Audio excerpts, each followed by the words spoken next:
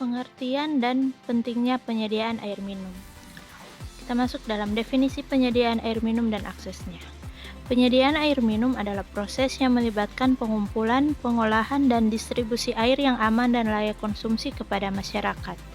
Akses terhadap air minum mencakup kemampuan individu atau komunitas untuk mendapatkan, menggunakan, dan mempertahankan akses fisik, finansial, dan sosial terhadap sumber air yang aman dan memadai untuk kebutuhan sehari-hari. Berikut adalah beberapa alasan mengapa air minum yang aman sangat penting. Yang pertama, menghidrasi dan menjaga fungsi tubuh. Yang kedua, mencegah dehidrasi dan membantu menjaga keseimbangan cairan tubuh. Yang ketiga, penyediaan atau sumber nutrisi. Yang keempat, pengelolaan limbah tubuh karena membantu dalam fungsi sistem ekskresi tubuh, seperti pembuangan sisa-sisa metabolisme dan detoksifikasi. Yang kelima, mencegah munculnya penyakit dan infeksi akibat air yang terkontaminasi, dapat mengandung bakteri, virus, parasit, dan bahan kimia berbahaya yang dapat menyebabkan penyakit seperti diare, kolera, dan keracunan. Yang keenam, membantu pertumbuhan dan perkembangan anak. Yang ketujuh, meningkatkan kualitas hidup masyarakat, membantu mengurangi beban, penyakit, dan menciptakan kondisi yang lebih sehat dan produktif. Termasuk dalam dampak buruk dari kurangnya akses terhadap air minum yang layak. Kurangnya akses terhadap air minum yang layak memiliki dampak buruk, antara lain, yang pertama, menimbulkan penyakit seperti diare, kolera, dan hepatitis, terutama pada anak-anak dan individu yang rentan. Yang kedua, malnutrisi dan kelaparan. Dan yang ketiga, beban pada perempuan dan anak-anak. Yang keempat, dampak ekonomi karena mempengaruhi produktivitas dan pertumbuhan ekonomi. Yang kelima, konflik dan ketidakstabilan sosial dan politik, memperburuk stabilitas masyarakat. Berikut adalah beberapa sumber air minum yang umum digunakan. Yang pertama ada sungai. Sungai adalah sumber air yang penting dalam penyediaan air minum. Air sungai biasanya dikumpulkan melalui pengambilan langsung atau melalui instalasi pengambilan air yang lebih besar. Yang kedua ada danau. Danau merupakan sumber air yang cukup besar dan penting dalam penyediaan air minum. Air dari danau dapat digunakan langsung atau setelah melalui proses pengolahan. Dan yang ketiga yaitu sumur.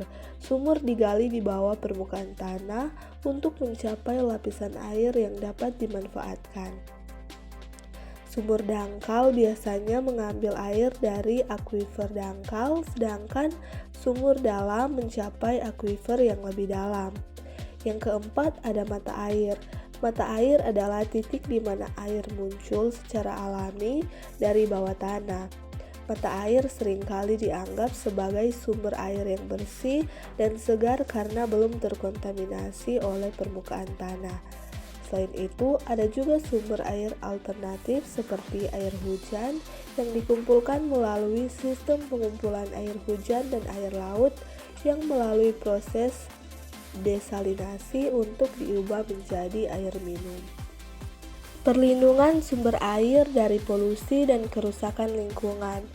Untuk melindungi sumber air dari polusi dan kerusakan lingkungan, langkah-langkah berikut dapat kita gunakan, yaitu yang pertama, pengelolaan limbah yang baik, yaitu untuk mengelola limbah industri, pertanian, dan domestik dengan benar untuk mencegah pencemaran air. Dan yang kedua ada penegakan hukum dan kebijakan lingkungan yang ketat, yaitu untuk mengadopsi aturan yang ketat dan menegakkan hukum untuk mencegah aktivitas yang merusak lingkungan. Dan yang ketiga ada pendidikan dan kesadaran masyarakat, yaitu untuk mengedukasi masyarakat tentang pentingnya menjaga kebersihan sumber air dan praktek yang ramah lingkungan. Yang keempat yaitu pertanian berkelanjutan, yaitu untuk menerapkan praktik pertanian yang berkelanjutan untuk mengurangi dampak limbah pertanian. Yang kelima, pengawasan industri, yaitu untuk memantau industri secara ketat untuk memastikan penggunaan teknologi yang ramah lingkungan dan pengelolaan limbah yang baik. Yang keenam, pemulihan ekosistem, yaitu untuk melindungi dan memulihkan ekosistem yang terkait dengan sumber air. Dan yang terakhir yaitu pemantauan dan pengawasan, yaitu untuk melakukan pemantauan teratur terhadap kualitas air dan mengambil tindakan cepat terhadap masalah yang terdeteksi. Nah, dengan mengimplementasikan langkah-langkah ini, sumber air dapat terlindungi dari polusi dan kerusakan lingkungan, menjaga kualitas air yang baik untuk kesehatan dan keberlanjutan manusia. Pengolahan air minum.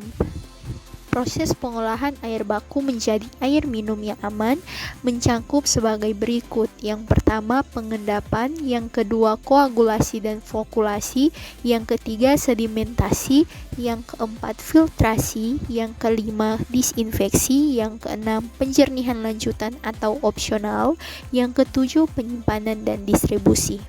Pengolahan fisik seperti penyaringan, pengendapan, dan filtrasi mencakup yang pertama penyaringan, yang kedua pengendapan, yang ketiga filtrasi. Pengolahan kimia seperti koagulasi, flokulasi, dan disinfeksi. Pengolahan kimia merupakan bagian penting dari proses pengolahan air minum. Berikut adalah langkah-langkah pengolahan kimia yang umum digunakan. Yang pertama koagulasi, yang kedua flokulasi, yang ketiga sedimentasi, yang keempat filtrasi atau opsional, yang kelima disinfeksi. Pengolahan lanjutan seperti penghilangan zat-zat kimia berbahaya dan desalinasi mencakup sebagai berikut. Yang pertama, penghilangan zat-zat kimia berbahaya, yang kedua desalinasi. Kita masuk dalam standar kualitas air minum. Yang pertama, parameter dan standar yang harus dipenuhi oleh air minum adalah sebagai berikut. Yang pertama, kehadiran mikroorganisme patogen. Yang kedua, kekeruhan.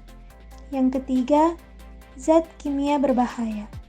Yang keempat, rasa dan bau. Yang kelima, kandungan mineral.